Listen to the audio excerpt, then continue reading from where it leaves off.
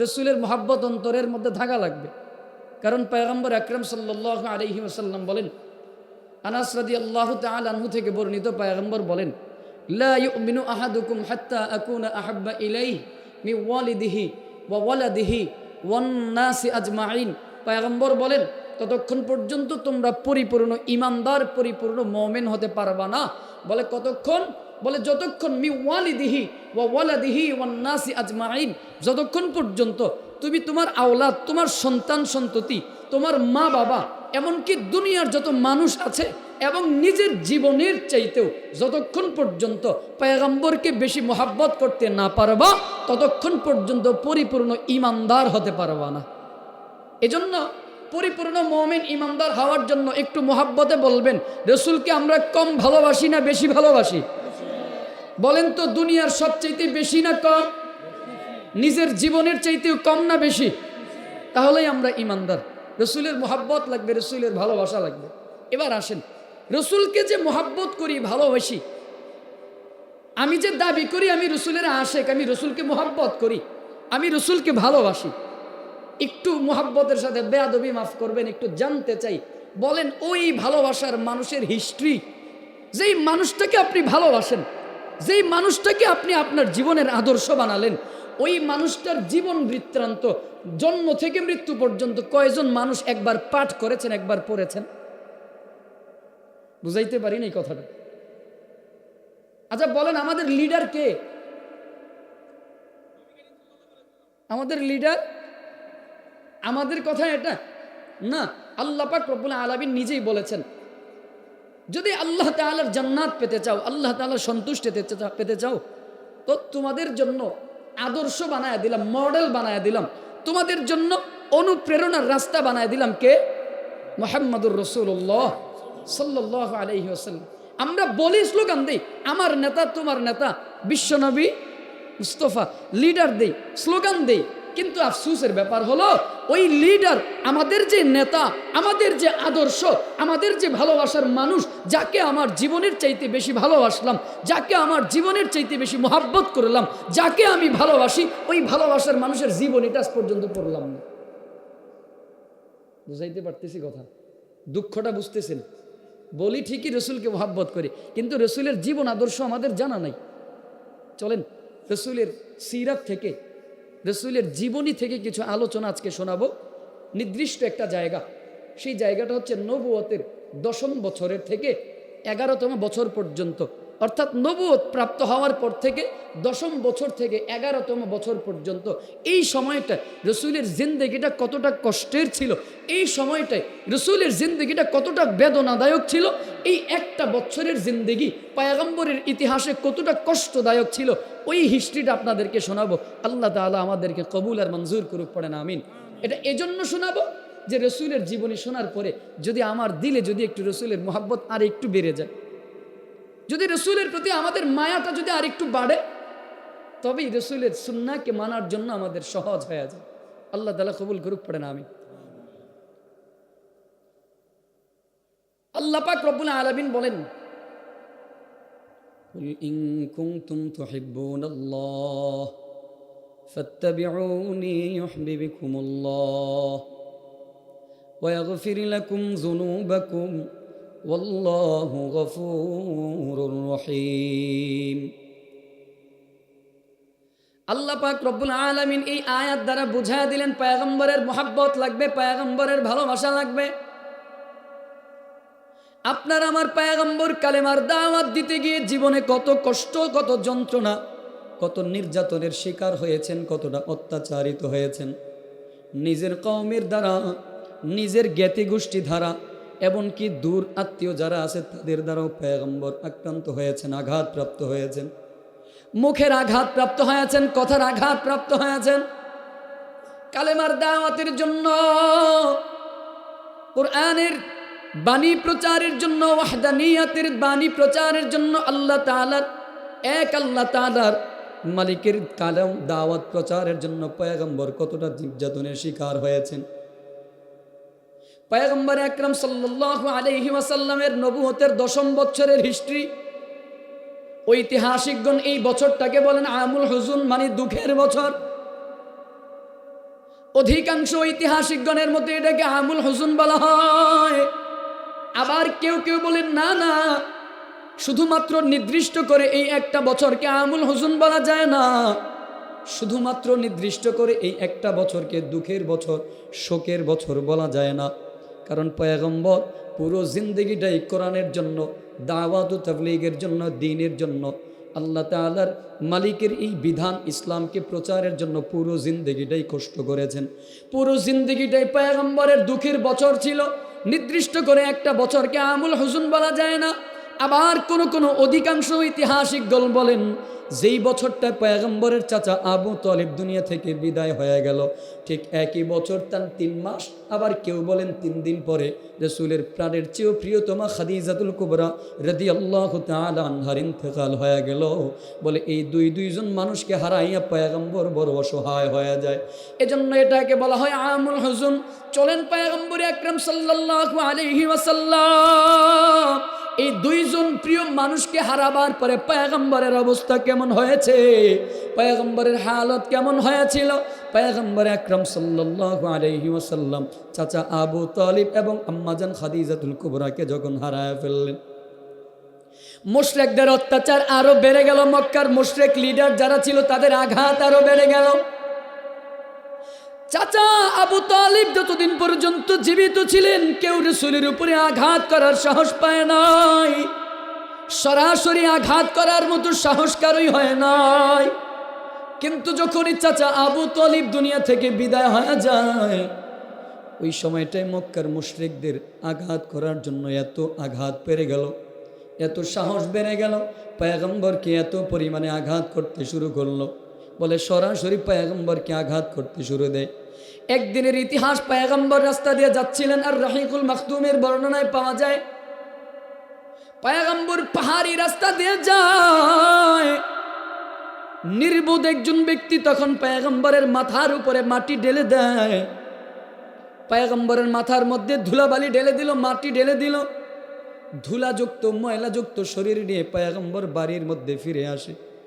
পয়গম্বর চোখের পানি ফালা ফালা কাঁদে।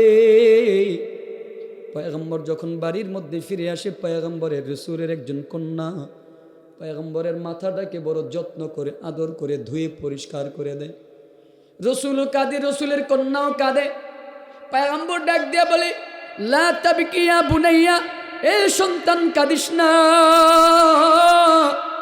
ফা ইন্নাল্লাহা মানিউন আবাক, সন্তান কাঁদিস না, কাঁদিস না,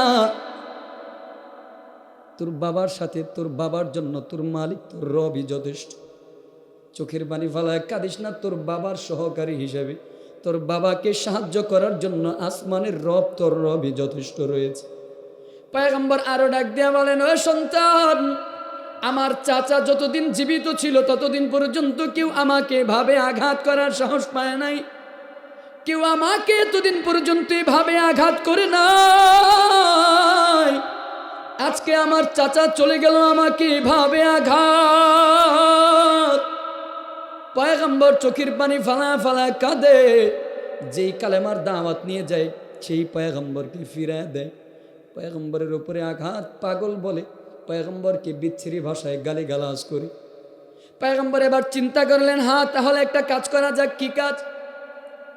মক্কার মুশরিকরা যেহেতু আমাকে দূর দূর করে তাড়ায় দেয়, আমাকে যেহেতু জায়গা দিতে চায় না, ওই সময়টায় মক্কার মধ্যে, আরবের মধ্যে মক্কার পাশাপাশি আরো একটা শহর ছিল। মক্কা যতটা প্রভাবশালী শহর ছিল, এই মক্কার মতো প্রায় কিছুটা প্রভাবশালী শহর ছিল, সেই শহরের নাম হলো তায়েফ। পয়গম্বর চিন্তা করলেন, আমাকে যেহেতু এই মক্কার মুশরিকেরা যেহেতু আমাকে দাওয়াতের কাজ করতে দেয় না, দাওয়াত ও তাবলীগের কাজ চালাবার জন্য যেহেতু আমাকে বাধা দেয়, যাই একটু তায়েফে গিয়ে যদি কালেমার দাওয়াত দিয়ে যদি কোনো মুসলমান বানাইতে পারি, আমাকে সাহায্য করার জন্য কোনো মানুষের সহযোগিতা যদি পাই। এজন্য পয়গম্বর চিন্তা করলেন, দাওয়াতের কাজ আমি তায়েফের ময়দানে গিয়ে করব, তায়েফের মাটিতে কালেমার দাওয়াত দিব। যেই চিন্তা ভাবনা পয়গম্বর রওনা করলেন, এবার হিজরত করে পয়গম্বর তায়েফের দিকে যায়। ওই সময়টায় পয়গম্বরের সাথে ছিল, সফর সঙ্গে ছিল রাসূলের পালক পুত্র হযরতে যায়েদ বিন হারেসা রাদিয়াল্লাহু তাআলা। মক্কা থেকে তায়েফের দূরত্ব হলো 90 কিলোমিটার রাস্তা। মক্কা থেকে তায়েফের রাস্তার দূরত্ব হলো 90 কিলোমিটার। পাহাড়ি আঁকা বাঁকা রাস্তা, মরুভূমির পথ, নাই ওই সময়টায় রসুলের কোনো বাহন নাই, কোনো উট নাই, কোনো ঘোড়া নাই, কোনো বাহন নাই। পয়গম্বরের বয়স তখন 50 বছর। 50 বছরের বৃদ্ধ মানুষটা পায়ে হেঁটে হেঁটে 90 কিলোমিটার রাস্তা পাড়ি দিয়ে পয়গম্বর তায়েফে গিয়ে পৌঁছায়। একটু চিন্তা করে দেখেন, 50 বছরের একজন বৃদ্ধ মানুষ, 50 বছরের একজন বৃদ্ধ মানুষ, নাই তার কোনো বাহন নাই, নাই ওট নাই, ভেড়া নাই, বকরি নাই, নাই কোনো ঘোড়া নাই, কোনো গাধা নাই, কোনো বাহন নাই। পাহাড়ের আঁকা বাঁকা রাস্তা, মরুভূমির পথ, রৌদ্রের তাপ আবার মরুভূমির তাপ, দিনে রাতে মিলায়া পয়গম্বর দীর্ঘদিন পর্যন্ত পায়ে হেঁটে হেঁটে তায়েফের মাটিতে গিয়ে যখন কালেমার দাওয়াত দেয়, ওই সময়টায় তায়েফের মাটিতে গিয়ে পয়গম্বর যাদের কাছে দাওয়াত দিলেন, তাদের মধ্য থেকে প্রথম যেই 3 জন মানুষকে কালেমার দাওয়াত দিতে গেলেন, প্রথম যে 3 জন মানুষের কাছে কালেমার দাওয়াত দিতে গেলেন, তারা হলো সহদর 3 ভাই। তায়েফের মাটিতে গিয়ে পয়গম্বর কালেমার দাওয়াত দেয় সহদর 3 ভাইয়ের কাছে। একজনের নাম হলো আব্দে আলিল, আরেকজনের নাম হলো মাসুদ, আরেকজনের নাম হলো হাবিব। বলে এই 3 জনের কাছে কালেমার দাওয়াত দেয়। প্রথম জনের কাছে পয়গম্বর কালেমার দাওয়াত দিল, আপনি পড়েন লা ইলাহা ইল্লাল্লাহ মুহাম্মাদুর রাসূলুল্লাহ। আর রাহিকুল মাখদুমের বর্ণনায় পাওয়া যায়, পয়গম্বর বললেন, আপনি কালেমা পড়ে মুসলমান হন, আমাকে সহযোগিতা করেন। আপনি মুসলমান হয়ে আমাকে সহযোগিতা করেন, আমাকে সাহায্য করেন, আপনি দ্বীনের জন্য ধয়া যান। আব্দে আলিল তখন জবাব দেয়, মুহাম্মদ হুয়া ইয়ামরিতু সিয়াবাল কাবাতি। এ জবাব দিল, এ মুহাম্মদ, আল্লাহ যদি তোমাকে নবী করে পাঠায়, আল্লাহ যদি তোকে নবী করে পাঠায়, কত জঘন্যতম উত্তর ছিল। ডাক দিয়া বলে, মুহাম্মদ, আল্লাহ যদি তোকে নবী করে পাঠায়, আমি কাবার গিলাফকে ছিঁড়ে ফেলবো। ইয়ামরুতু সিয়াবা কাবাতি, সিয়াবাল কাবাতি বলে কাবার গিলাফকে আমি ছিঁড়ে ফেলবো। আল্লাহ যদি তোরে নবী হিসাবে পাঠায়, মানে বোঝাতে চায় আল্লাহ কোনোদিন তোকে রসুল হিসাবে পাঠাতে পারে না। ফিরে দিল, বলে যাও তুমি ফিরে যাও। দূর দূর করে তাড়ায়া দিল। পয়গম্বর নিরাশন নাই, দ্বিতীয় ভাইয়ের কাছে, মেজো ভাইয়ের কাছে দাওয়াত নিয়ে যায়। বলুন আপনি লা ইলাহা ইল্লাল্লাহ। দ্বিতীয় ভাই মাসউদের কাছে যখন কালেমার দাওয়াত দেয়, ওই ভাইটাও জবাব দিল, আমা ওয়াজাদাল্লাহু আহাদান ইউরসিলুল্লাহ। দ্বিতীয় জন জবাব দিল, আল্লাহ তাআলার কি খেয়ে দে আর কোনো কাজ নাই, আল্লাহ তাআলার কি আর কোনো খেয়ে দে কোনো কাজ নাই, তোর মতো মুহাম্মদকে নবী হিসাবে পাঠান। নাউজুবিল্লাহ পড়বেন না। দ্বিতীয় ভাই জবাব দিল, আল্লাহর কি খেয়ে দে কাজ নাই, আর কোনো মানুষ পেল না, আর কাউকে পেল না যে তোমাকে রসুল হিসাবে পাঠাবে। পয়গম্বরকে দূর দূর করে তাড়ায় দিল। দ্বিতীয় ভাই থেকে নিরাশ হয়ে গেল। তৃতীয় ভাইয়ের কাছে গিয়ে দাওয়াত দেয়, পড়ুন আপনি লা ইলাহা ইল্লাল্লাহ, কালেমা গ্রহণ করে নেন এবং আমাকে সহযোগিতা করেন। তৃতীয় ভাই একটু সহনশীল উত্তর দিল। তৃতীয় ভাই ডাক দিয়া বলে, মুহাম্মদ, আমি আপনার সাথে কথা বলতে রাজি নই। বলে কি জন্য? বলে 2টা কারণ। 1 নম্বরে এজন্য কথা বলবো না, যদি আপনি সত্যি আল্লাহ তাআলার প্রেরিত রাসূল হন, তবে আপনার সাথে বেয়াদবি করা এটা আমার জন্য উচিত হবে না। দ্বিতীয় নম্বর কারণ হলো, আপনি যদি রসুল না হয়ে আল্লাহ তাআলার সাথে মিথ্যাচার করেন, আল্লাহর নামের সাথে যদি মিথ্যাচার করেন, তবে আপনার সাথে কোনোভাবেই আমার কথা বলা সমীচীন হবে না। এজন্য তৃতীয় ভাইও ফিরাই দিল, আপনি ফিরে যান, আমি কালেমা পড়বো না। পয়গম্বর নিরাশ হয় নাই, 3 জন থেকে ফিরে গেল। 3 জন থেকে ফিরে গিয়ে পয়গম্বর চিন্তা করলেন, এই 3 ভাই যেহেতু কালেমা পড়ে নাই, আরও তো তায়েফের ময়দানে, তায়েফের মাটিতে আরও তো লিডার রয়েছে, আরও তো নেতা রয়েছে, আরও তো মানুষ রয়েছে। বলে আমি তাদের কাছে কালেমার দাওয়াত দিব, দেখি তারা গ্রহণ করে কিনা। পয়গম্বর ওই তায়েফের মাটিতে 10 দিন পর্যন্ত অপেক্ষা করলেন। 10 দিন পর্যন্ত অবস্থান করে তায়েফের জমিনে 10 দিন অপেক্ষা করে একে একে অনেকের কাছে, প্রতিটা গোত্রের প্রতিটা মানুষের কাছে, লিডারের কাছে কালেমার দাওয়াত দিলেন। প্রতিটা গোত্রের প্রতিটা বাড়ির অর্থাৎ প্রতিটা পাড়ার যে লিডার যারা ছিল, নেতা যারা ছিল, সবাইকে দাওয়াত দেয়, পড়ুন আপনি লা ইলাহা ইল্লাল্লাহ মুহাম্মাদুর রাসূলুল্লাহ। কিন্তু আফসোসের ব্যাপার হলো কেউ কালেমা গ্রহণ করে না। সবাই আপনার আমার পয়গম্বরকে দূর দূর করে তাড়ায়া দেয়, দূর দূর করে সবাইকে তাড়ায়া দিল। বলেন না না, এই মানুষটা পাগল হয়ে গেছে, এই মানুষটা পাগল হয়ে গেছে, রে রাখা যায় না। 10 দিন পর্যন্ত পয়গম্বর কালেমার দাওয়াত দিতে থাকলেন। কেউ একজন কালেমা গ্রহণ করে নাই, কেউ কালেমা গ্রহণ করলো না, কেউ মুসলমান হয় না। 10 দিন অতিক্রান্ত হয়ে যাওয়ার পর পয়গম্বর চিন্তা করলেন, আমি আমার মাতৃভূমি মক্কার দিকে ফিরে যাব, বাইতুল্লাহর দিকে ফিরে যাব। পয়গম্বর যখন ফিরে যাবেন, ওই যে তায়েফের যে লিডার মুশরিক যারা ছিল, এরা তায়েফের ছোট ছোট বাচ্চা যারা ছিল, যুবক যারা ছিল, কিশোর যারা ছিল, এদেরকে পয়গম্বরের পিছনে লেলিয়ে দেয়।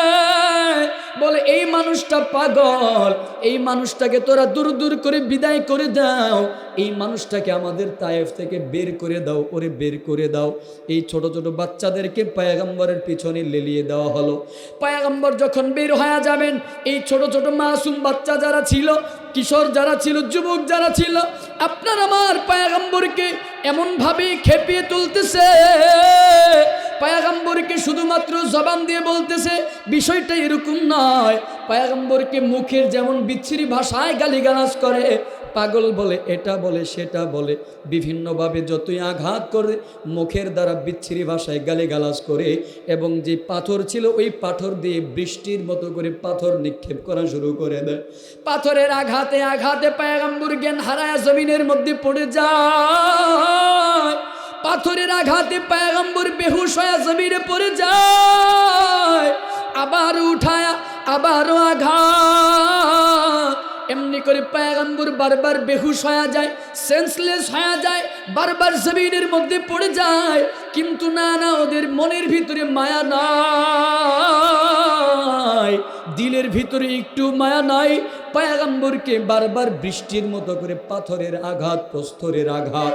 যায়েদ বিন হারেসা ডাক দিয়া বলে, তায়েফের মানুষেরা শোন, এই মানুষটাকে আর পাথরের আঘাত মারিস না, এই মানুষটাকে আর পাথর মারিস না।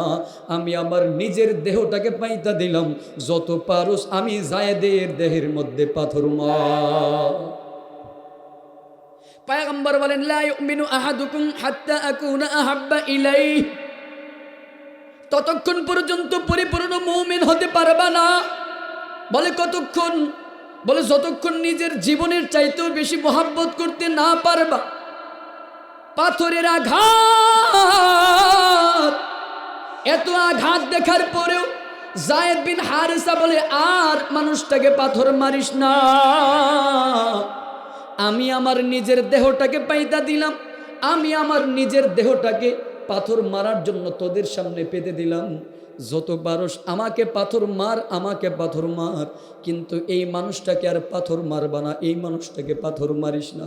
একটু মোহাব্বতে আওয়াজ করে পড়া যাবে কি আল্লাহু আকবার? পয়গম্বর সেন্সলেস হয়ে গেলেন। পাথরের আঘাতে আঘাতে এক বর্ণনায় পাওয়া যায় ছোট ছোট পাথরের কণাগুলো পয়গম্বরের দেহের মধ্যে বিঁধে যায়। বলে যেই জায়গা থেকে শরীরের যেই জায়গা থেকে পাথরটা সরাই, ওই জায়গা থেকে রক্তের স্রোত দ্বারা বাহির হয়ে যায়।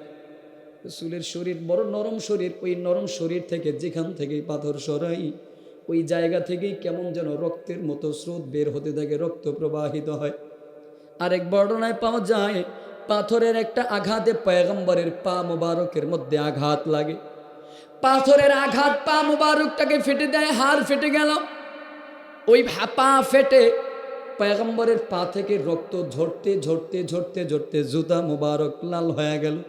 জুতার মধ্যে পায়ের মধ্যে আঠালোর মতো লেগে যায়। এভাবে আপনার আমার পয়গম্বরকে বারবার আঘাত করা হলো। বলে আঘাত করতে করতে শুধু একবারই যে করেছে না না, বলে ওই তায়েফ থেকে পয়গম্বরকে আঘাত করতে করতে প্রায় 3 মাইল পর্যন্ত পয়গম্বরকে বের করে দেয়। 3 মাইল পর্যন্ত পয়গম্বরে আঘাত করতে করতে বের করে দিল।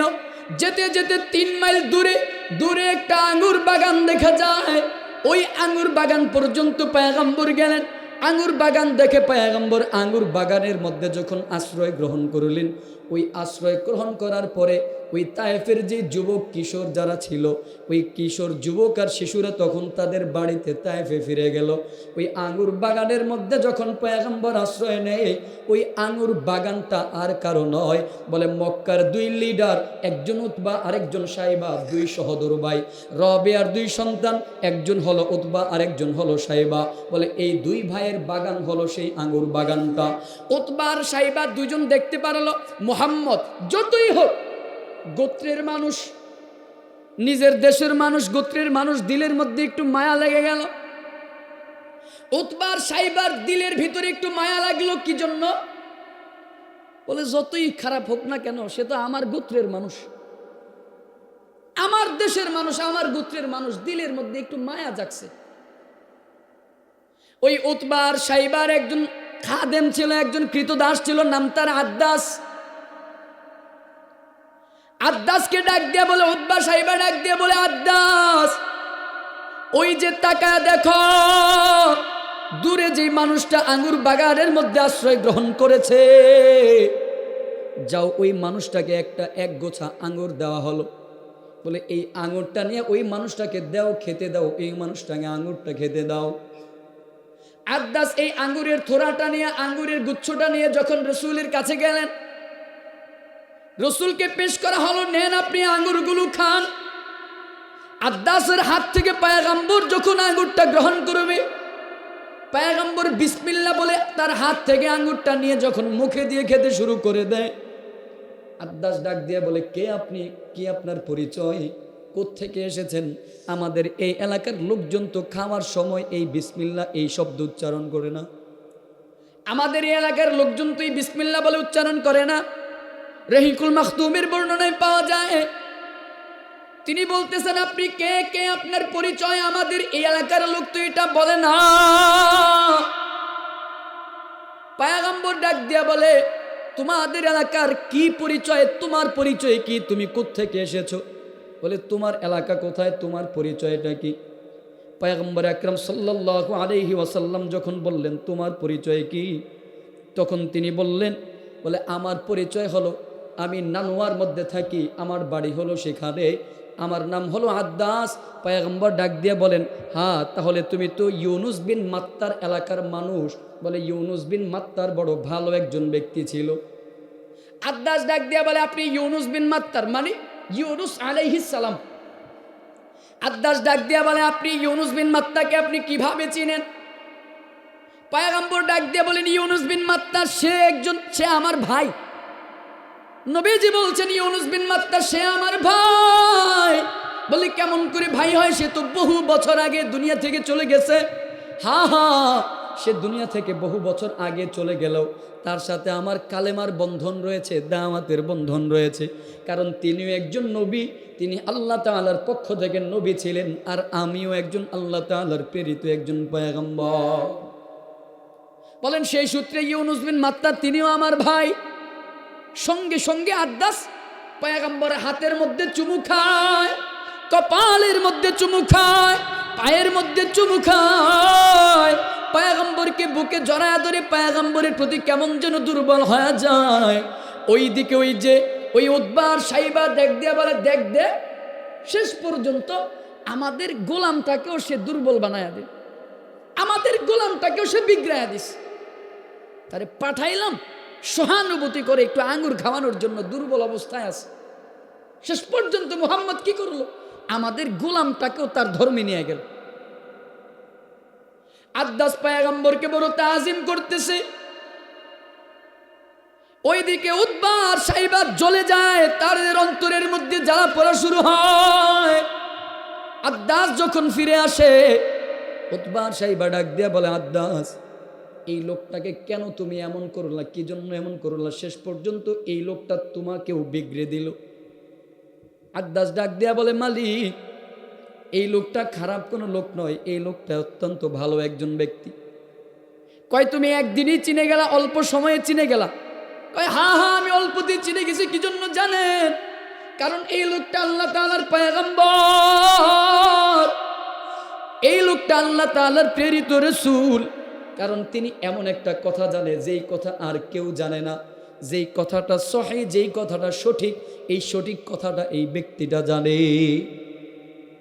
উতবার সাহেব ডাক দিয়ে বলে, আদ্দাস খবরদার, তোমাকে আবারও সতর্ক করে বলছি, এই লোকের ধর্ম কিন্তু তুমি গ্রহণ করবা না, কারণ এই লোকের ধর্ম থেকে তোমার ধর্মটা আরো বেশি উত্তম, আরো বেশি ভালো।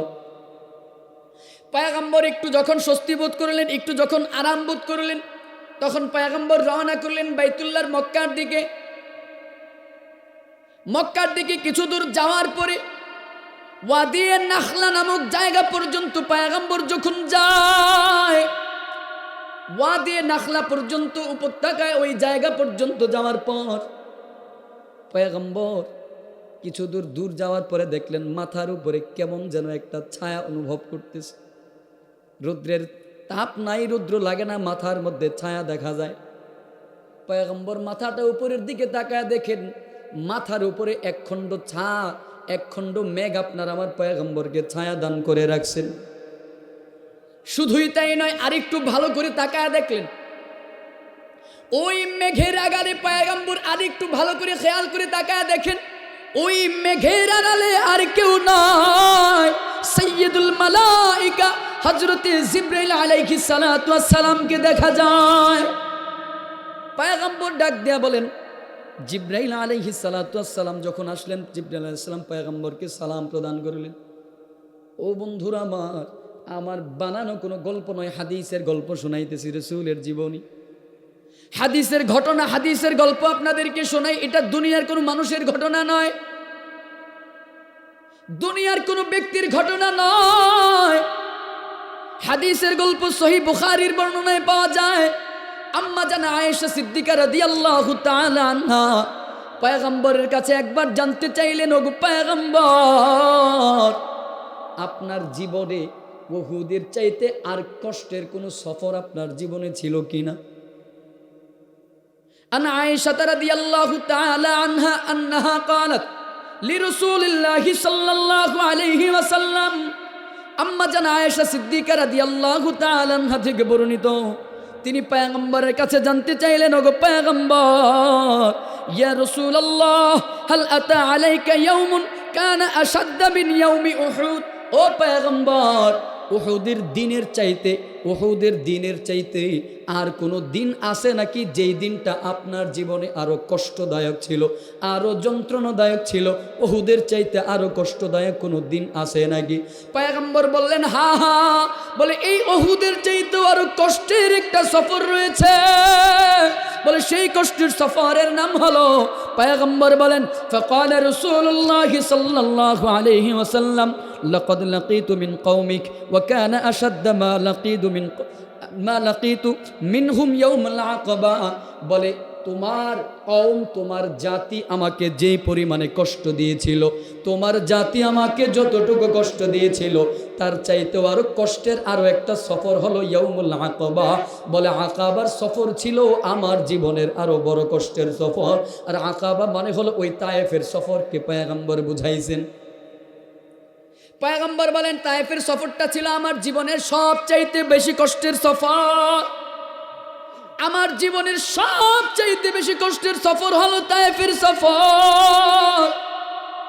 কিছু দূর পর্যন্ত যাওয়ার পর যখন দেখলো মাথার উপরে মেঘের ছায়া, এর মেঘের খণ্ডের আড়ালে দেখা যায় হযরতে জিবরাইল আলাইহিস সালাতু ওয়াস সালাম।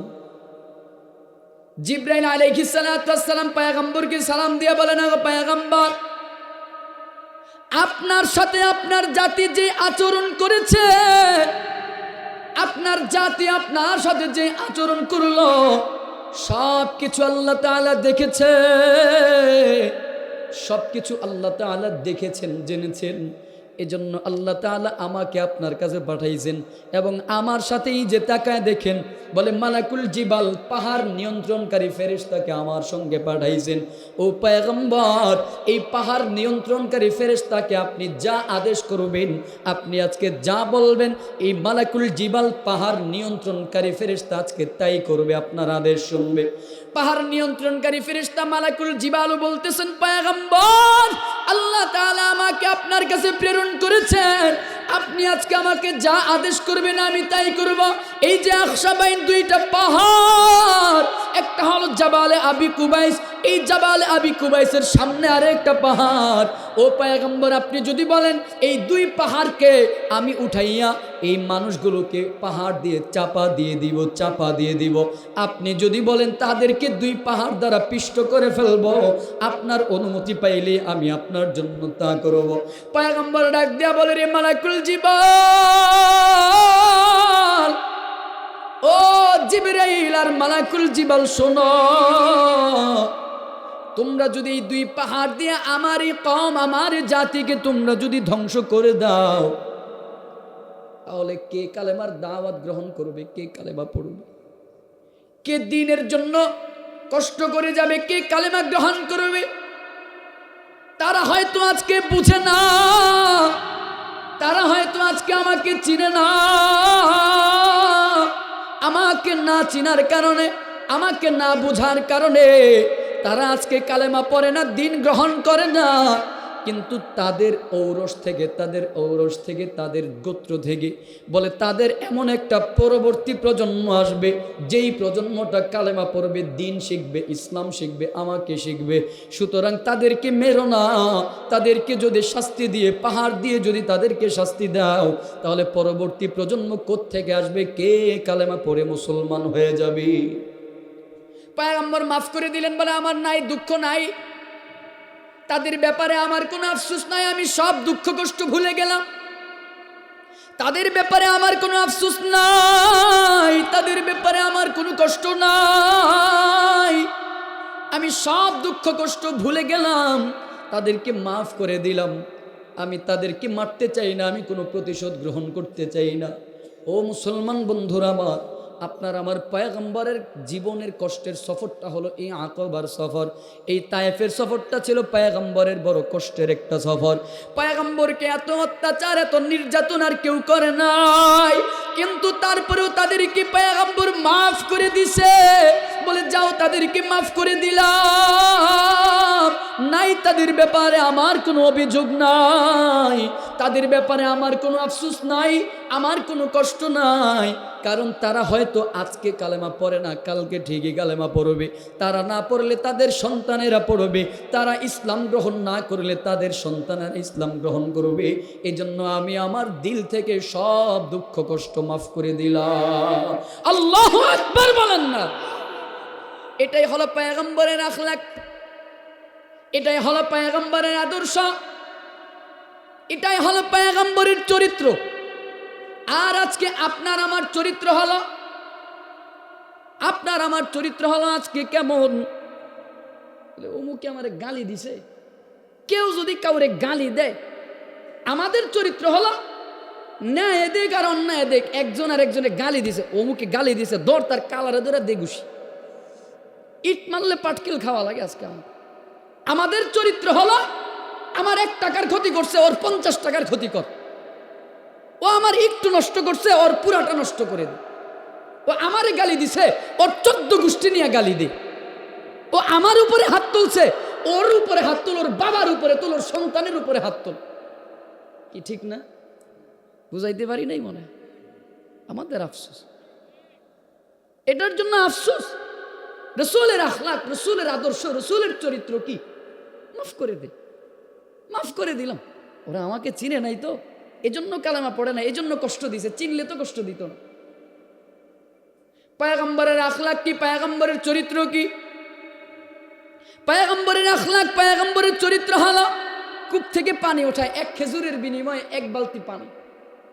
রশি ছিঁড়ে কূপে পড়ে গেছে, খ্রিস্টান এসে, ইহুদি এসে পয়গম্বরের গালে চোর মারছে, পয়গম্বর উল্টা তার হাত মালিশ করে দেয়, ভাই ব্যথা পান নাই তো? ভাই ব্যথা পান নাই তো? রসুলের গায়ে আঘাত করছে, রসুল তার হাত মালিশ করে দেয়, ব্যথা পান নাই তো। আর আমাদের আখলাক হলো থাপ্পড় দিছস কে, লাগা ঘুষি, গোত্রে গোত্রে দ্বন্দ্ব, মানুষে মানুষে দ্বন্দ্ব। এটা কখনো নবীওয়ালা আদর্শ হতে পারে না, এটা কখনো রসুলের আদর্শ হতে পারে না, রসুলের আশেকের আদর্শ এটা হতে পারে না। হ্যাঁ, আমাদের আদর্শ তো এমন হবে, আমার ভাই আমাকে আঘাত করতে পারে কিন্তু আমি আঘাত করব না, কিন্তু কোনো কুলাঙ্গার যদি আমার রসুলের ইজ্জতের উপরে আঘাত করতে আসে, দ্বীনের উপরে আঘাত করতে আসে, কাউকে ছাড় দেওয়া হবে না, রক্ত ঝরে হলেও তার প্রতিশোধ নেওয়া হবে। এটা হওয়া দরকার ছিল আমাদের আদর্শ, এটা হওয়া দরকার ছিল আমাদের চরিত্র। দ্বীনের ব্যাপারে কেউ কথা বলবে, রসুলের ইজ্জতের উপরে কেউ আঘাত করবে, রসুলের চেয়ারকে নিয়ে যদি কেউ টানা হেসরা করতে চায়, খাতামুন নবীয়িনের চেয়ারকে নিয়ে যদি কেউ টানা হেসরা করতে চায়, ওই মির্জা গোলাম আহমদ কাদিয়ানির দোসরদেরকে বিদায় করা হবে। এটা হওয়া দরকার ছিল আমাদের চরিত্র, কিন্তু উল্টা। আল্লাহ আমাদেরকে বোঝার তৌফিক দান করুক, পড়েন আমিন। একটু মহাব্বতে পড়েন না আমিন। রসুলের প্রতি মহাব্বত আছে না নাই? জোরে বলতে হবে। কেমন মহাব্বত আছে জানো? রসুলের উপরে আমাদের যত আঘাত আসে, নাই কোনো কেয়ার, নাই কোনো খবর নাই। রসুলের খাতামুন নবীয়িনের চেয়ার নিয়ে টানা হেসরা করা হয়, কোনো আমাদের কোনো যায় আসে না। রসুলের চরিত্রের উপরে আঘাত করা হয়, আমাদের কোনো গা জ্বলে না, শরীর জ্বলে না, আমাদের দিলের ভিতরে ব্যথা লাগে না। অথচ আপনার আমার জন্য পয়গম্বর কত আশিক ছিল জানো? দুনিয়াতে পয়গম্বর কালেমার জন্য, দ্বীনের জন্য, ইসলামের জন্য, ইমানের জন্য, দিন প্রচারের জন্য এত কষ্ট করে গেছেন। দিন প্রচারের জন্য পয়গম্বর শুধু দুনিয়াতেই কষ্ট করে গেছেন না, না, পয়গম্বর কবরে শুয়েও এখনো কাঁদেন, উম্মতি উম্মতি উম্মতি। এখনো কবরে শুয়ে শুয়ে আপনার জন্য, আমার জন্য পয়গম্বর কাঁদে। আবার যখন কিয়ামত কায়েম হয়ে যাবে, হাসরের ময়দান যখন হয়ে যাবে, ওই হাসরের ময়দানেও পয়গম্বরকে যখন প্রথম মাটি থেকে উত্তোলন করা হবে, ওই সময়টা পয়গম্বর কাঁদবে, উম্মতি, আমার উম্মত, আমার উম্মত, আমার উম্মত, আমার উম্মত। বিচারের কার্যক্রম শুরু হবে, পয়গম্বর তখনও কাঁদবে, আল্লাহ, আমার উম্মত, আমার উম্মত। দুনিয়ার মানুষগুলো সেদিন বড় পাগল পারা, বড় পেরেশান হয়ে যাবে। আল্লাহ তাআলা বলেন, ইয়াউমা ইয়াতি লা তাকাল্লামু নাফসুন ইল্লা বিইজনি ফামিনহুম শাকিয়্যুন ওয়া সাঈদ। আল্লাহ তাআলা বলেন, এমন একটা দিন আসবে, এমন একটা সময় আসবে, যেই সময়টায় মানুষ কেউ কথা বলতে পারবে না। লা তাকাল্লামু নাফসুন, কেউ কোনো কথা বলতে পারবে না, ইল্লা বিইজনি, হা হা মালিকের অনুমতি নিয়ে কথা বলবে, আল্লাহ তাআলার অনুমতি সাপেক্ষে কথা বলতে পারবে। কিন্তু আল্লাহ তাআলার অনুমতি ব্যতীত কেউ কথা বলতে পারবে না, কেউ কথা বলার সাহসও দেখাবে না, কেউ কথা বলবে না। তবে তাফসীরের কিতাবের মধ্যে পাওয়া যায়, ওই দিন নবী পয়গম্বরেরা আল্লাহর পরামর্শ নিয়ে, আল্লাহর অনুমতি নিয়ে কথা বলবে। সমস্ত নবী পয়গম্বরেরা সেদিন কথা বলবে। জানো কি বন্ধু, জানো ওই দিন নবী পয়গম্বরেরা কি বলবে জানো? ইয়াকুলু আদম সফিউল্লাহি আলাইহিস সালামু নাফসি, ويقول نوح نجيح الله عليه السلام نفسي، ويقول يوسف صديق الله عليه السلام نفسي، ويقول موسى كليم الله عليه السلام نفسي، ويقول عيسى روح الله عليه السلام نفسي، ويقول إبراهيم خليل الله نفسي نفسي। আদম নবী বলবে, আল্লাহ আমাকে বাঁচাও। ঈসা নবী বলবে, আল্লাহ আমাকে বাঁচাও। মুসা কালিমুল্লাহ বলবে, আল্লাহ আমাকে বাঁচাও। ইব্রাহিম খলিলুল্লাহ বলবে, আল্লাহ আমাকে বাঁচাও। ইউসুফ আলাইহিস সালাম বলবে, আল্লাহ আমাকে বাঁচাও, আমাকে বাঁচাও। ও বন্ধু, জানো কি জানো? ওই দিন তোমার আমার পয়গম্বর কি বলবে জানো? ফায়াকুলু রাসূলুনা, ফায়াকুলু হাবিবুনা, ফায়াকুলু সাইয়্যিদুনা, ফায়াকুলু মুরশিদুনা, ইয়া রব্বি উম্মতি, ইয়া রব্বি উম্মতি। আল্লাহু আকবার বলেন না। আপনার আমার পয়গম্বর সেদিন উম্মতি নয়, আপনার আমার পয়গম্বর সেদিন নাফসি নয়, আপনার আমার পয়গম্বর সেদিন আত্মীয় স্বজনের কথা বলবে না, আপনার আমার পয়গম্বর সেদিন বাবা মার কথা বলবে না, আপনার আমার পয়গম্বর সেদিন দাদা দাদির কথা বলবে না, আপনার আমার পয়গম্বর সেদিন স্ত্রী সন্তানের কথা নয়, আপনার আমার পয়গম্বরের জবান দিয়ে বলবে আল্লাহ আমার উম্মতকে বাঁচাও, আমার উম্মতকে বাঁচাও, আমার উম্মতকে বাঁচাও। উম্মতের জন্য পয়গম্বর সেদিন বড় পাগল পারা হয়ে যাবেন, সেদিন বড় পেরেশান হয়ে যাবে। এ মুসলমান, আপনার আমার পয়গম্বর উম্মতের জন্য দুনিয়াতেও বড় পাগল, কবরের মধ্যে এখনো শুয়ে শুয়ে কাঁদেন উম্মতি উম্মতি উম্মতি, কবর থেকে ওঠার সময়ও কাঁদবে উম্মতি, আল্লাহ আমার উম্মতকে বাঁচাও, আমার উম্মতকে বাঁচাও। বিচারের কার্যক্রম শুরু হলেও বলবে আল্লাহ আমার উম্মতকে বাঁচাও। পয়গম্বর শুধু উম্মতি। আর আজকে আপনার আমার আওয়াজ হলো আমাকে দাও, আমাকে দাও, খাই খাই খাই খাই, আমার লাগবে, আমার লাগবে। 2 টাকা আসলেই পকেটে ঢুকাই, চাই সেটা উপর দেওয়া হোক টেবিলের অথবা নিচ দেওয়া হোক, কোনটা হালাল কোনটা হারাম সেটা দেখার টাইম নাই। এবার পকেট ভারী হলেই হয়, এটাই হলো আমাদের কথা। হ্যাঁ, আর একটু আস্তে কর না। আচ্ছা বলেন, এরকম চরিত্র আমাদের আছে না নাই? পয়গম্বর আপনাকে আমাকে জাহান্নাম থেকে বাঁচাবার জন্য বলেন উম্মতি। দুনিয়াতেও কেঁদে গেছেন উম্মতি, রাসূলকে কষ্ট দিয়েছেন, তবুও বলেন মাফ করে দিলাম। কবরে শুয়ে আছেন, তখনও বলেন উম্মতি, আমার উম্মতের কি হালত হবে। কবর থেকে উঠবেন, ওঠার সময় কারো কোনো হুঁশ থাকবে না, খবর থাকবে না, অথচ সেই পয়গম্বর বলবে আল্লাহ আমার উম্মত। কবর থেকে যখন পয়গম্বর হাসরের ময়দানে যখন উঠবে, পয়গম্বর উঠেই দেখবে খালি, পেরেশান হয়ে যাবে, আল্লাহ কি ব্যাপার। পয়গম্বর চোখের পানি ফেলে কেঁদে দিবেন, কি ব্যাপার মালিক, ময়দান খালি কেন, আমার উম্মত কোথায়, আমার উম্মত কোথায়। আল্লাহ তুমি কি আমার সবগুলো উম্মতকে জাহান্নামে দিয়ে দিছো? আল্লাহ তুমি আমার উম্মতের ফয়সালা কি করে দিছো? আল্লাহ আমার উম্মত কই? উঠে দেখবে খালি, আল্লাহ বলবেন বন্ধু ইসবির, ধৈর্য ধারণ করো, বিচার হয় নাই, বিচার হয় নাই বন্ধু, আমি তোমাকে ছাড়া বিচার করতে পারবো না, আমি তোমাকে ছাড়া বিচার করব না। প্রথমেই তোমাকে আমি কবর থেকে উঠাইলাম, প্রথমেই তুমি উঠছো, এবার আস্তে আস্তে সবাইকে উঠাবো, তোমার উম্মতকে উঠাবো। বন্ধু ধৈর্য ধারণ করো, তোমাকে ছাড়া আমি তোমার উম্মতদের বিচার আমি করব না। আল্লাহু আকবার বলেন। জানেন, শুধুমাত্র এই আখেরি পয়গম্বরের উম্মত হওয়ার কারণে আল্লাহ তাআলা আমাদেরকে কতটা স্যাক্রিফাইস আল্লাহ তাআলা আমাদেরকে করবে। হাসরের ময়দানে বিচার হবে, হাসরের ময়দানে আল্লাহ তাআলা বিচার করবেন, সব মানুষের বিচার করবেন, সব মানুষের বিচার করবেন প্রকাশ্যে, সবার সামনে। কিন্তু এই আপনার আর আমার বিচার, আপনার আর আমার বিচার আল্লাহ তাআলা অন্য উম্মতের সামনে করবে না, অন্য উম্মতকে সামনে রেখে আল্লাহ তাআলা বিচার করবে না। আপনার আমার বিচার যখন আল্লাহ তাআলা করবে, অন্যান্য উম্মতের মাঝে আর আমাদের মাঝে আল্লাহ পর্দা ফেলায় দেবে। কেন, কি জন্য? বলে এটা আমার বন্ধু, আমার আখেরি পয়গম্বর, আমার দোস্ত, আমার জানে জিগার, আমার পেয়ারার উম্মতেরা, এদের ফয়সালাটা যদি জাহান্নাম হয়, আমার বন্ধু বড় লজ্জিত হয়ে যাবে। এদের ফয়সালাটা যদি জাহান্নাম হয়, আমার বন্ধু বড় লজ্জা পাবে। আর অন্য নবীর সামনে আমার বন্ধু লজ্জা পাবে, এটা আমি বরদাস্ত করতে পারি না। আল্লাহু আকবার বলেন না। আল্লাহ তাআলা আপনার আমার বিচার পর্দার আড়ালে করবে বাবা। আর আপনার আমার ব্যাপারে আল্লাহ তাআলা কি করবেন জানেন? কেউ যদি ঈমান নিয়ে যেতে পারে, আল্লাহ তাআলা আপনার আমাকে কোনো একটা উসিলা ধরে ধরে পুরো জিন্দেগির হিসাবে গুনায় ভরপুর, কিন্তু হ্যাঁ একটা ছোট্ট মাত্র একটা আমল পাইছে, আল্লাহর পছন্দ হয়েছে, বলবে যা এ উসিলা মাফ করে দিলাম, যা জান্নাতে চল। বলে একদিন সদকা করছস, কি সদকা? বেশি না, একজন পিপাসার্ত ব্যক্তিকে পানি খাওয়াইছস। আমার জীবনে কিছু নাই, একজন পিপাসার্ত ব্যক্তিকে একটু পিপাসার সময় পানি খাওয়াইছে, যা এটার উসিলায় তোরে মাফ করে দিলাম। আর কি করছো? বলে একজনের সাথে হাসি মুখে একটু কথা বলছো, কিছু নাই জীবনে, কি আছে?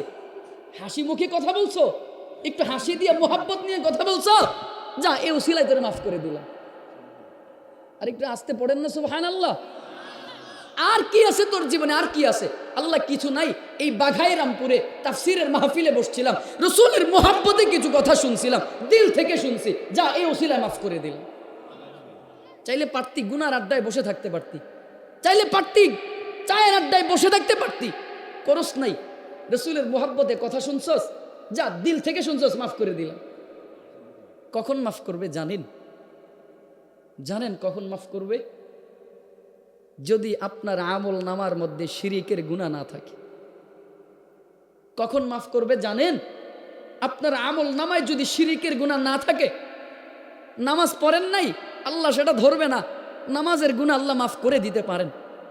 রোজা রাখেন নাই, আল্লাহ সেইটা ধরবে না, সেই গুনাহ আল্লাহ চাইলে মাফ করে দিতে পারে। আল্লাহ যাকে ইচ্ছা মাফ করে দিবে। শুধুমাত্র কেবলমাত্র আল্লাহ তাআলা যে মালিকের সাথে ওয়াহদানিয়াতের সাথে রুবুবিয়তের সাথে আল্লাহ তাআলার সাথে শরীক করে অংশীদার বানায়, শিরিক করে, আল্লাহ তাকে কোনোদিন মাফ করবে না। তার ঠিকানা চিরস্থায়ী জাহান্নাম, চিরস্থায়ী জাহান্নাম।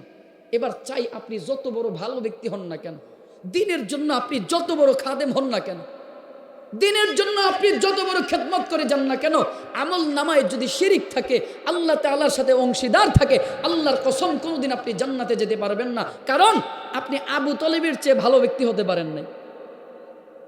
আবু তালিবের চেয়ে ভালো ইসলামের খেদমত আপনি করেন নাই। কেন বলছি এই কথা? আবু তালিব রাসূলের চাচা, ইসলামের জন্য কি করেছেন, কি না করে গেছেন ইসলামের জন্য। পয়গম্বরকে ঢালের মতো সেফটি দিয়েছেন, হেফাজত করেছেন। আপনার আমার পয়গম্বরকে, রসুলকে ঢাল হয়ে নিজের দেহটাকে ঢাল বানাইয়া পয়গম্বরকে সেফটি দিয়েছেন। আবু তালিব জীবিত ছিল, মক্কার মুশরিক কোনো বেঈমান পয়গম্বরের উপরে আঘাত আক্রমণ করার সাহস পায় নাই। কিন্তু যেই আবু তালিব বিদায় হয়ে গেছে, পয়গম্বরের উপরে আঘাত আক্রমণ শুরু হয়ে গেছে সশরীরে। ওই আবু তালিবও তো মৃত্যুর সময় তো কালেমা নসিব হয় নাই, এর জন্য আবু তালিবের ঠিকানাও কি? জাহান্নাম। আর আপনি আমি কালেমা পড়ে আল্লাহ তাআলার সাথে শিরিক করতেছি, তো আপনার আমার ঠিকানাও আবু তালিবের মতো একই জায়গায় হবে, বরঞ্চ আরো নিকৃষ্ট জায়গায় হবে, আরো নিকৃষ্ট জায়গায় হবে। সহিহ হাদিসের বর্ণনায় আবু তালিবের শাস্তি কতটুকু জানেন? এক বর্ণনায় পাওয়া যায় আবু তালিবের শাস্তি হলো আল্লাহ তাআলা আবু তালিবকে 2টা আগুনের জুতা পরায়া দিবেন, আর এতেই আবু তালিবের মাথার মগজগুলো টকবক টকবক করে ফুটতে থাকবে। কতটা ফুটবে? বলে ফুটন্ত পাতিলার মধ্যে যদি, পাতিলকে যদি গরম করা হয়, ওই পাতিলার মধ্যে যদি পানি রাখা হয়, পাতিলার তলার মধ্যে আগুন, কিন্তু দেখবেন পানিগুলো ফুটে টকবক করে ফুটে পাতিলার উপরে। ঠিক অনুরূপভাবে আবু তালিবকে পরায়া দেওয়া হবে আগুনের জুতা, কিন্তু আবু তালিবের মাথা দিয়া মগজগুলো টকবক করে ফুটতে থাকবে। আরেক বর্ণনায় পাওয়া যায়, আরেক হাদিসের বর্ণনায় পাওয়া যায়, পয়গম্বর বলতেছেন আবু তালিবের জায়গা ছিল জাহান্নামের একেবারে অথই গভীরে, কিন্তু আমি সুপারিশ করার কারণে, আমার সুপারিশের কারণে আল্লাহ তাআলা আমার চাচাকে জাহান্নামের অথই গভীর থেকে একেবারে উপরিভাগে নিয়ে আসবে। বলে কতটুকু? বলে আবু তালিব আমার চাচা, পা 2টা, পায়ের গোড়ালি পর্যন্ত জাহান্নাম থাকবে। হযরত আব্বাস রাদিয়াল্লাহু তাআলা আনহু থেকে বর্ণিত হাদিস, রাসূলের চাচা আব্বাস রাদিয়াল্লাহু তাআলা আনহু বলেন, মুহাম্মদ, এই আবু তালিব যে আপনাকে এত সহযোগিতা করেছে, ইসলামের এত সাহায্য আপনাকে করেছে, আপনি কি সেই আবু তালিবের জন্য কিছুই করবেন না? রাসূল বলেন, হ্যাঁ, আমি আল্লাহ তাআলার কাছে সুপারিশ করে জাহান্নামের অথই গভীর থেকে জাহান্নামের উপরিভাগে নিয়ে আসব। কতটুকু? বলে পা 2টা জাহান্নামের আগুনের মধ্যে থাকবে, পুরো শরীরটা জাহান্নামের উপরে থাকবে, আগুনের উপরে থাকবে, কিন্তু তারপরেও ওই পায়ের গোড়ালি। আল্লাহ আপনি আমাদের কবুল করে নেন, পড়েন আমিন। এজন্য আওয়াজ করে বলবেন, রসুলের মুহাব্বত দরকার আছে না নাই? ঈমান নিয়ে কবরে যাওয়া লাগবে, রসুলের মুহাব্বত নিয়ে কবরে যাওয়া লাগবে। পয়গম্বর এজন্যই বলেছেন, লা ইউমিনু আহাদুকুম হাত্তা আকুনা আহাব্বা ইলাইহি মিন ওয়ালিদিহি ওয়া ওয়ালাদিহি ওয়ান নাসি আজমাইন। পয়গম্বর ডাক দিয়া বলেন, ততক্ষণ পর্যন্ত তোমরা পরিপূর্ণ মুমিন হতে পারবা না। কতক্ষণ পর্যন্ত হাত্তা আকুনা আহাব্বা ইলাই, বলেন নিজের জীবনের চাইতেও বেশি, ওয়া ওয়ালাদিহি ওয়ান নাসি আজমাইন, বলে যতক্ষণ পর্যন্ত তুমি তোমার নিজের জীবনের চাইতে, বলে মা বাবার চাইতে, স্ত্রী সন্তান, এমনকি ওয়ান নাসি আজমাইন, বলে দুনিয়ার সমস্ত মানুষের চাইতে যতক্ষণ পর্যন্ত পয়গম্বরকে বেশি ভালো না বাসবা, পয়গম্বর বলেন ততক্ষণ পর্যন্ত পরিপূর্ণ ইমানদার হতে পারবা না। হযরত ওমর রাদিয়াল্লাহু তাআলা আনহু পয়গম্বরকে বলেন, ওগো পয়গম্বর, আমি আপনাকে মহব্বত করি, ভালোবাসি, আমার স্ত্রী সন্তানের চাইতেও বেশি, আমার মা বাবার চাইতেও বেশি, এমনকি দুনিয়ার সমস্ত মানুষের চাইতেও বেশি, কিন্তু আমি আমার নিজের জীবনের চাইতেও এখনো বেশি ভালোবাসতে পারি নাই। পয়গম্বর ডাক দিয়া বলেন, ওমর, তাহলে তুমি এখনো পরিপূর্ণ মুমিন হতে পারো নাই। বলে যতক্ষণ পর্যন্ত তুমি তোমার নিজের জীবনের চাইতে বেশি ভালোবাসতে না পারবা, রাসূল বলেন ততক্ষণ পর্যন্ত পরিপূর্ণ ঈমানদার, পরিপূর্ণ মুমিন হতে পারবা না। পয়গম্বরের কথা শুনে ওমর রাদিয়াল্লাহু তাআলা আনহু কিছুক্ষণ চিন্তা ভাবনা করে বললেন, পয়গম্বর, এবার আমি আপনাকে আমার নিজের জীবনের চাইতেও বেশি ভালোবাসি। পয়গম্বর বলেন, ওমর, এতক্ষণে তুমি পরিপূর্ণ মুমিন হয়ে গেছো, আওয়াজ করে বলেন না আল্লাহু আকবার।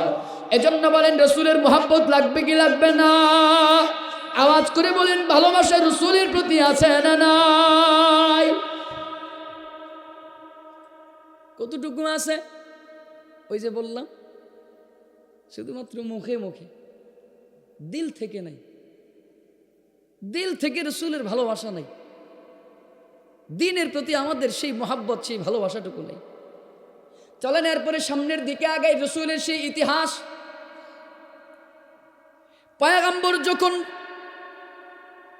জিবরাইল আলাইহিস সালাতু ওয়াস সালামের সাথে কথাবার্তা, কথোপকথন বললেন মাফ করে দিলাম, যাও, চলে যাও।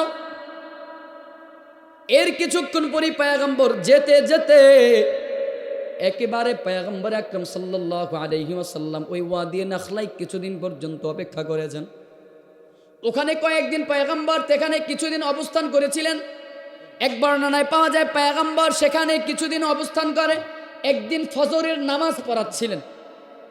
আরেক বর্ণনায় পাওয়া যায় পয়গম্বর কুরআনুল কারীমের তিলাওয়াত করতেছিলেন। এক বর্ণনায় পাওয়া যায় পয়গম্বর নামাজ ফজরের সালাত পড়াইতেছিলেন। আরেক বর্ণনায় পাওয়া যায় পয়গম্বর কুরআনুল কারীমের তিলাওয়াত করতেছিলেন। এমন সময় একদল জিন জাতি পয়গম্বরের সামনে দিয়ে যাচ্ছিল অথবা পয়গম্বরের উপর দিয়ে যাচ্ছিল।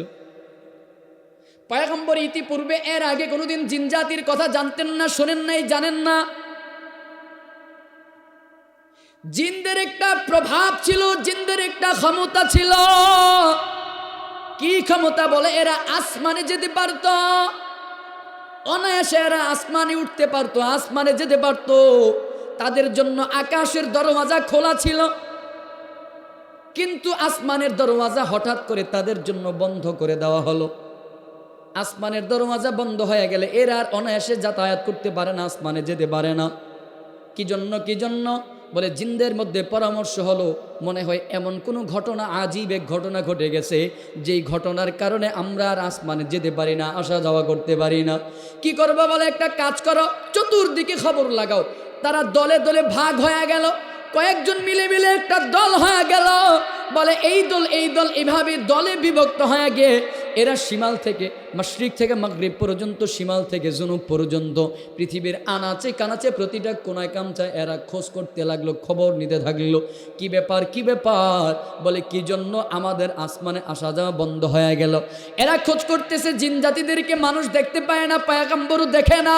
পয়গম্বর এক বর্ণনায় পাওয়া যায়, বলে এক বর্ণনায় পাওয়া যায় পয়গম্বর কুরআনুল কারীমের তিলাওয়াত করতেছে। আরেক বর্ণনায় পাওয়া যায় পয়গম্বর ফজরের সালাত আদায় করতেছেন, নামাজ পড়াইতেছেন। এমন সময় একদল জিন জাতি কুরআনুল কারীমের তিলাওয়াত শুনলো। পয়গম্বরের সালাতের মধ্যে, নামাজের মধ্যে কুরআনুল কারীমের তিলাওয়াত শুনেছে। তারা যখন কুরআনুল কারীমের তিলাওয়াত শুনলো, জায়গার মধ্যে দাঁড়ায় গেল। তখন তারা কোরআন শুনতেছিল, তিলাওয়াত শুনে জায়গার মধ্যে দাঁড়ায় তারা কোরআন শুনলো। এর পূর্বে কোনোদিন রাসূল এর আগে জিন জাতির কথা জানতো না। এই জিনদের ব্যাপারে আল্লাহ তাআলা সূরা জিনের মধ্যেও জানায় দেয়। আল্লাহ তাআলা দুইটা সূরার মধ্যে জানায় দেয়। বলে একটা হলো সূরা জিনের মধ্যে আল্লাহ তাআলা বলেন, পয়গম্বর স্মরণ করুন ওই দিনের কথা যেদিন আপনাকে সাহায্য করেছিলাম। বলে কি দিয়ে? বলে মানুষের কাছে কালেমার দাওয়াত নিয়ে গেছেন, মানুষ কালেমা গ্রহণ করে নাই, কিন্তু আপনাকে ঠিকই অদৃশ্য এক জাতি দিয়ে আপনাকে সহযোগিতা করেছি। অদৃশ্য একটা জাতি ঠিকই আপনার কালেমা পড়ে মুসলমান হয়েছে। এই ইতিহাস আল্লাহ পাক রব্বুল আলামিন বলেন, وَإِذْ صَرَفْنَا إِلَيْكَ نَفَرٌ مِّنَ الْجِنِّ يَسْتَمِعُونَ الْقُرْآنَ। আল্লাহ পাক রব্বুল আলামিন বলেন, পয়গম্বর স্মরণ করুন একদল যখন আপনার কাছে আগমন করলো, একদল মানুষ যখন আপনার কাছে আগমন করলো, নাফারুম মিনাল জিন্নি ইয়াস্তামিউনাল কুরআন, যারা কি করলো? বলে ওই জিন জাতিটা সেখানে অবস্থান করে তারা কুরআনুল কারীমের তিলাওয়াত শুনতেছিল। তারা কুরআনুল কারীমের তিলাওয়াত শুনলো, কুরআনুল কারীমের তিলাওয়াত শুনতেছিল। পয়গম্বর আকরাম সাল্লাল্লাহু আলাইহি ওয়াসাল্লামকে বলা হয়, পয়গম্বর ফালাম্মা হাদরুহু ক্বালু আনসিতু, তারা একে অপরকে বলল তোমরা এখানে অবস্থান করো, থেমে যাও। আনসিতু, তোমরা এখানে অবস্থান করো, থেমে যাও, তোমরা এখানে থেমে যাও। তারা থেমে গেল, কি করলো? থেমে গিয়ে কুরআনুল কারীমের তেলাওয়াত শুনতে লাগলো। তারা বলল ফালাম্মা কুদিয়া ওয়াল্লাউ ইলা কওমিহিম মুনজিরিন, তারা কুরআনুল কারীমের তিলাওয়াত শুনে এরা এদের জাতির কাছে ফিরে গেল। এদের জাতির কাছে কি স্বরূপ ফিরে গেছে? বলে মুনজিরিন, এরা সতর্ককারী রূপে এরা জাতির কাছে ফিরে গেল। এরা কালেমা গ্রহণ করেছে। এক বর্ণনায় পাওয়া যায় এরা কালেমা নিজেরা মুসলমান হয়ে এবং তাদের পুরো জাতিকে মুসলমান করার জন্য দাওয়াত দিল। এই জিন জাতিগুলো ফিরে গেছে তাদের জাতির কাছে, গিয়ে বলছে জানো আশ্চর্য ঘটনা তো পেয়েছি। কি ঘটনা? বলে আশ্চর্য ঘটনা হলো এমন একজন মানুষের তিলাওয়াত আমরা শুনেছি যা মিম্বাদি মুসা, যা নাজিল হয়েছিল, উনজিলা মিম্বাদি মুসা, যা মুসা আলাইহিস সালামের পূর্বে, মুসা আলাইহিস সালামের পরে নাজিল হয়েছে। আর এই তেলাওয়াত যে শুনেছি, এই কথাগুলো, এই কালামটা পূর্বেকার সমস্ত কিতাবগুলোকে সত্যতা প্রমাণিত করে। বলে এমন একটা তিলাওয়াত আমরা শুনেছি। এই জিন জাতি তাদের জাতিদেরকে, বাকিদেরকে, যারা তেলাওয়াত শুনেছে বাকিদেরকে বলল আমরা কালেমা পড়ে মুসলমান হয়েছি, তার দাওয়াত গ্রহণ করেছি, তোমরাও তার দাওয়াত গ্রহণ করো, তার উপরে ঈমান আনয়ন করো। কি জন্য? বলে তোমরা যেন জাহান্নামের আযাব থেকে যেন তোমরা বাঁচতে পারো, জাহান্নামের আযাব থেকে যেন তোমরা রক্ষা পাইতে পারো, এজন্য তোমরাও কালেমা গ্রহণ করো, এজন্য তোমরাও ইসলাম ধর্ম গ্রহণ করে নাও। আপনাদের কষ্ট হয়ে যাচ্ছে না তো? আমার কিন্তু ঠিকই কষ্ট হচ্ছে। আচ্ছা, আমার অবস্থা কিন্তু একেবারে খারাপ, গলার অবস্থা তো দেখতেছেন। দীর্ঘদিন পর্যন্ত মোটামুটি ভালো অসুস্থ, গলা বসা, মোটামুটি প্রায় আজকে 10-12 দিনের উপরে গলা ঠিক হচ্ছে না। আল্লাহ আমাদেরকে হেফাজত করুক, পড়েন আমিন। এই জিন জাতি তখন একজন আরেকজনকে দাওয়াত দিল, জিন জাতিকে দাওয়াত দেওয়া হলো, তারা তখন কালেমা পড়ালো। আল্লাহ তাআলা এটাকেই বলেন, পয়গম্বর আপনি তো কালেমার দাওয়াত নিয়ে তো তায়েফে গিয়েছিলেন, কেউ কালেমা গ্রহণ করে নাই তো, যান, মানুষ করে নাই তো কি হয়েছে? আপনাকে এমন এক জাতি দিয়ে দিলাম যারা অদৃশ্য, ওই অদৃশ্য জাতিটা কিন্তু কালেমা পড়ে মুসলমান হয়ে গেছে। এই জিন জাতিরা কালেমা পড়ে মুসলমান হলো। এরপরে পয়গম্বর বাইতুল্লাহর দিকে, মক্কার দিকে যখন আগমন করেন, যেতে যেতে ওই যে হেরা পর্বতের নিচে পয়গম্বর গিয়ে অবস্থান করলেন। যায়েদ বিন হারেসা, রাসূলের পালক পুত্র যায়েদ বিন হারেসা ডাক দিয়ে বলে, পয়গম্বর মক্কা থেকে আপনাকে বিতাড়িত করা হয়েছে, মক্কার লোকজন আপনাকে কেমন করে গ্রহণ করবে? আপনি কি ঠিক মতো থাকতে পারবেন কিনা?